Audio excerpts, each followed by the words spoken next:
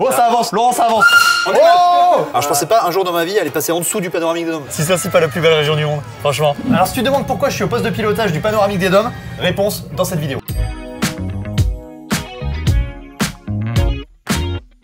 Alors la première chose qu'on va faire aujourd'hui, c'est se rendre dans le centre de maintenance pour voir comment on répare les trains. Parce que oui, on se rend pas compte, mais toute l'année, les trains roulent, donc évidemment, il faut les réparer. Et donc là, en gros, l'objectif, c'est de pouvoir aller dessus.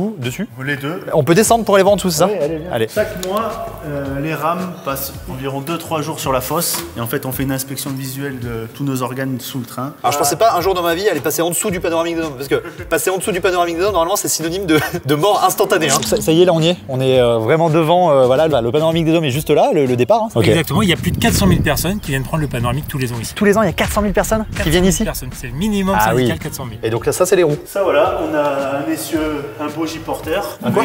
Un bogie porteur. Il se fout de ma gueule depuis le début, il dit des mots qui n'existent même pas, je suis sûr. Waouh, c'est très étrange d'être ici. J'ai l'impression de faire un truc complètement illégal, hein, je te le dis. Et là, il n'y a rien ici. C'est l'espace passager. Ah ouais, c'est costaud ça. Et ben on va rentrer déjà dans la maison de site pour venir voir tous les espaces. Là on commence, donc c'est l'accueil touristique. Si on peut poser des questions, c'est là. Ok, tout à l'heure c'est là que je suis allé poser des questions, elle n'avait pas la réponse donc non, je rigole, c'est faux.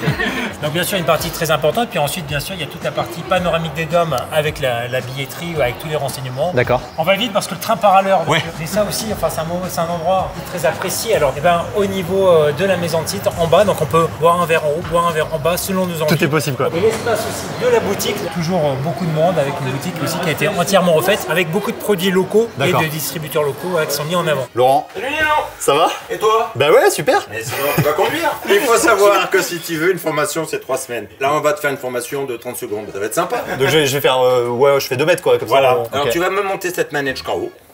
Waouh. Alors 2 choses à savoir. Tu as au pied une pédale. Qui veut dire que toi tu es en pleine santé. Ah oui, je suis pas évanoui. Ou... exactement. C'est ce qu'on appelle la VACMA. C'est tu appuies, tu lâches. Tu appuies, tu lâches. Il y a en dessous et il y a aussi au-dessus. Il y a au-dessus. Tu veux qu'on aille voir au-dessus? Je suis chaud. Pourquoi il y a besoin de faire de la maintenance sur le toit du train du panoramique des Dômes? Nous, on a besoin de vérifier certains organes du train qui sont essentiels au bon fonctionnement. Je me suis dit un truc, c'est que si demain tu veux faire un cache-cache ici là au panoramique des Dômes, ici c'est une des meilleures cachettes. Ah, ça y est, on va rentrer dans le panoramique là. Alors ça c'est important, quand il y a des journées de forte fréquentation comme aujourd'hui, on voit qu'il y a 2 trains qui sont en unité multiple, qui sont accouplés.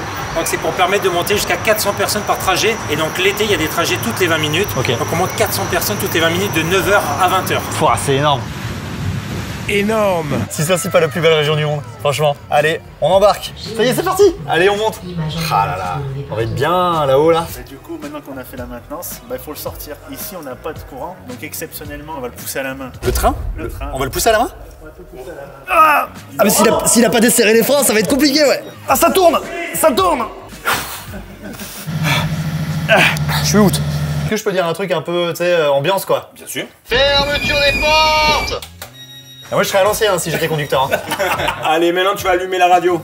Laurent pour Steph, donc on va te demander une autorisation de départ. Puis pour info, c'est Nino à la conduite. Les gaz, il dit. Alors tu vas mettre le manipulateur sur le point. Ah ouais, c'est ça que j'attendais. Le point qui est là? Oui. Tu prends ta manette. Ouais. Tu appuies bien sur la main et tu me libères les freins. À fond. Oh, ça avance. Laurent, ça avance. On est là. Je peux le refaire? Bien sûr. Wouh. Voilà, regarde. Waouh. La vue sur le Puy de Dôme, elle est dingue. Ouais. T'es bon. Merci. Là, c'est feu rouge. Je fais le 0 là. Ouais, regarde.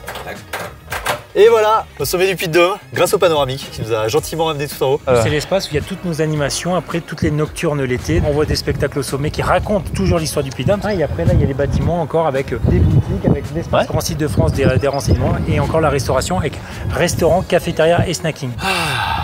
Ah, tu te sens un peu mettre du monde là. Là, je suis 10 cap dans Titanic. En vrai, le vrai.